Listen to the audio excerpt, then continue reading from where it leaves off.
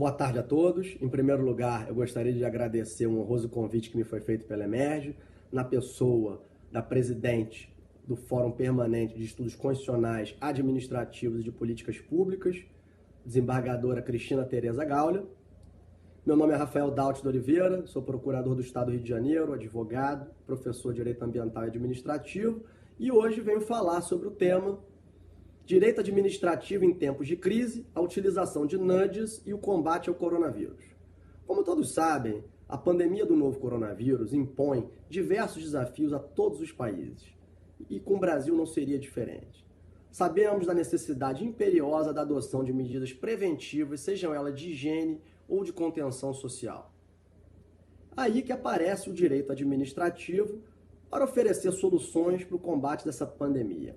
Uma primeira solução que vem sendo adotada, e que é bastante efetiva, é a adoção da chamada regulação de comando e controle, onde se insere o exercício do poder de polícia. Trata-se de medidas coercitivas, unilaterais e drásticas de combate à pandemia, tais como isolamento, quarentena, fechamento de atividades não essenciais, proibição de frequência de lugares públicos, entre tantas outras.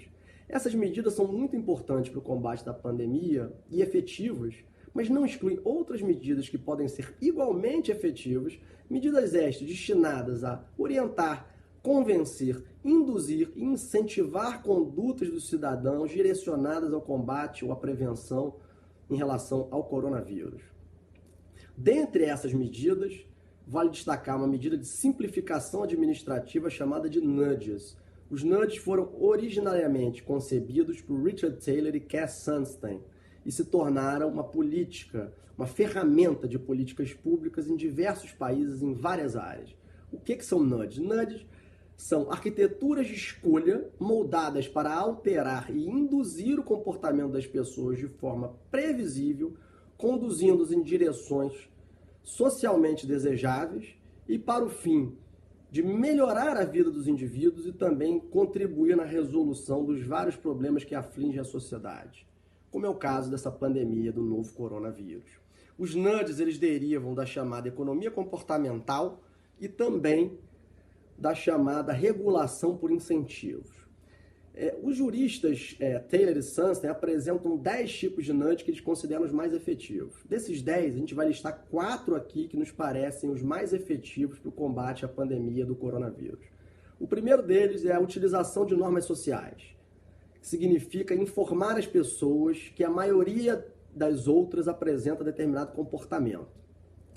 A economia comportamental explica que as pessoas tendem a seguir o que a maioria faz. Então aqui seria o caso de dar ampla publicidade a que a maioria das pessoas está seguindo medidas de contenção social, de isolamento e também medidas de higiene.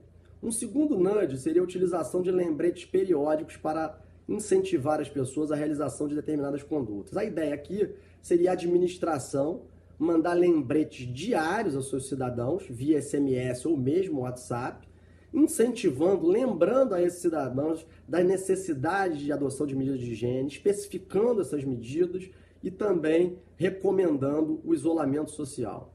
Uma terceira medida, um terceiro nudge no caso, seria a utilização de alertas dramáticos ou não que conscientizem o público em geral. É o caso clássico das campanhas contra embriaguez no volante e contra o uso dos cigarros. Essa medida chegou a ser adotada no estado do Rio de Janeiro logo no início do combate à pandemia, quando a Polícia Militar e o Corpo de Bombeiros passavam pelas praias com sirenes e com dizeres em alto tom, recomendando que as pessoas preservem a saúde delas, a saúde de terceiros, evitem aglomeração, fiquem em casa. Ocorre que essas medidas não chegaram a ter os seus efeitos avaliados, porque uma semana depois as praias foram fechadas, mas não exclui a utilização dela, que pode ser bastante positiva.